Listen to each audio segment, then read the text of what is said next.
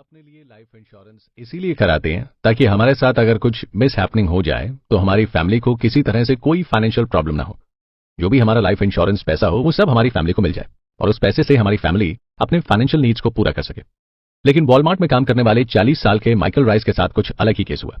Author बताते हैं कि माइकल राइस अपने एक कस्टमर के टीवी को उनकी कार में रख ही रहे थे कि अचानक उन्हें हार्ट अटैक आ गया और वहीं ऑन द स्पॉट उनकी जान चली गई।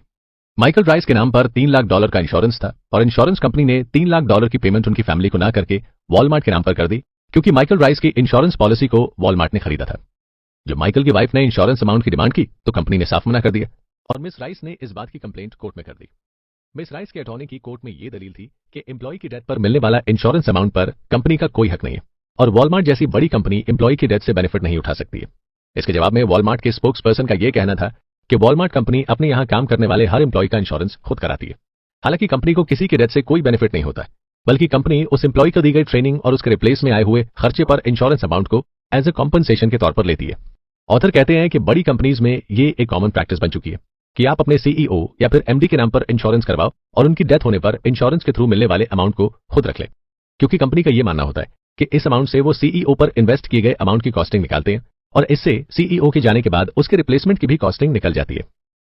ऑथर कहते हैं कि सीईओ और एमडी के केस में ये बात समझ में आती है, लेकिन लो रैंक पर काम करने वाले एम्प्लॉय के साथ इस तरह से वॉलमार्ट कंपनी का बिहेवियर थोड़ा सा अजीब था। इस तरह के इंश्योरेंस को जेनेटर इंश्योरेंस या फिर डेथ प्रेजेंट इंश्योरेंस कहते हैं। हालांकि अब कोर्ट ने ऐसा करने पर बैन लगा दिया। अब कोई भी कंपनी कॉम्पनसेशन के नाम पर अपने एम्प्लॉय का इंश्योरेंस अमाउंट नहीं ले सकती है। 90s के दौर में कई कंपनीज इन नॉर्म्स की प्रैक्टिस करती थी, जैसे Nestle, PNG, Walt Disney, Walmart etcetera.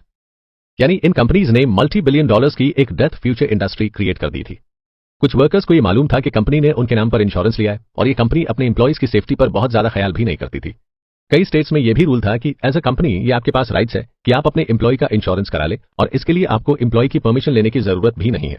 और कुछ पॉलिसीज तो ऐसी भी थी कि चाहे एम्प्लॉय ने कंपनी छोड़ दी हो या फिर उसे नौकरी से निकाल भी दिया गया हो तो भी उसकी पॉलिसी चलती रहेगी।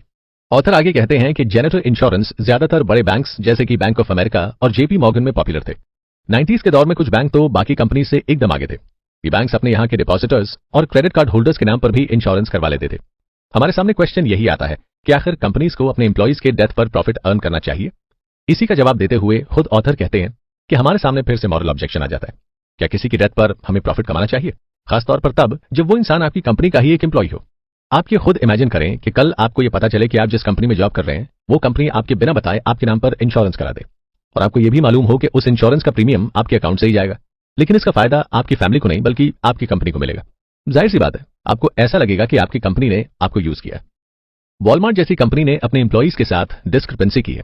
उन्होंने अपने एम्प्लॉयज को इंश्योरेंस कराने के लिए मजबूर किया और उन्हें इंश्योरेंस के बदले फ्री $5000 देने की बात कही। कई एम्प्लॉयज को यह तक नहीं पता था कि बाकी अमाउंट वॉलमार्ट अपने हिस्से में रखेगा।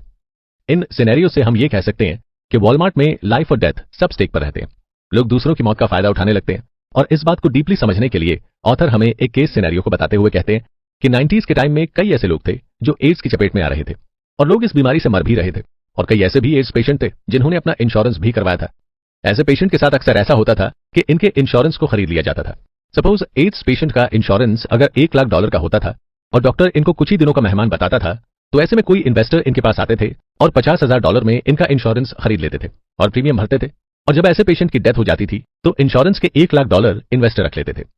इन्वेस्टर विन विन सिचुएशन में रहते थे, उन्हें ज्यादा प्रीमियम भी नहीं भरना पड़ता था और सीधा सीधा $50,000 का प्रॉफिट उन्हें हो जाता था। और ये प्रॉफिट उतना ज्यादा होगा जितना ज्यादा जल्दी एड्स पेशेंट मरेगा, यानी डेथ पर ज्यादा प्रॉफिट। ऑथर कहते हैं कि अक्सर ऐसा ही होता है, जहां पर पैसे ज्यादा लगे हों वहां पर मोरालिटी स्टेक पर आ जाती है। जिंदगी और मौत, इन सबसे बढ़कर प्रॉफिट आ जाता है। क्या आप कभी इमेजिन कर सकते हैं कि किसी की मौत पर किसी को फाइनेंशियल प्रॉफिट हो गया? शायद नहीं। मार्केट ने लाइफ और डेथ को भी ट्रांजैक्शन में इन्वॉल्व कर दिया और जब मार्केट में लाइफ और डेथ आ ही गई है तो प्रॉफिट भी इसी बात पर निकलता है कि कौन कब तक जिंदा रहता है और मरने के बाद उसकी वैल्यू कितनी है। लाइफ और डेथ की ट्रेडिंग करने वाले अब हर फील्ड में है। सब अपने लिए लाइफ इंश्योरेंस इसीलिए कराते हैं ताकि हमारे साथ अगर कुछ मिस हैपनिंग हो जाए तो हमारी फैमिली को किसी तरह से कोई फाइनेंशियल प्रॉब्लम ना हो।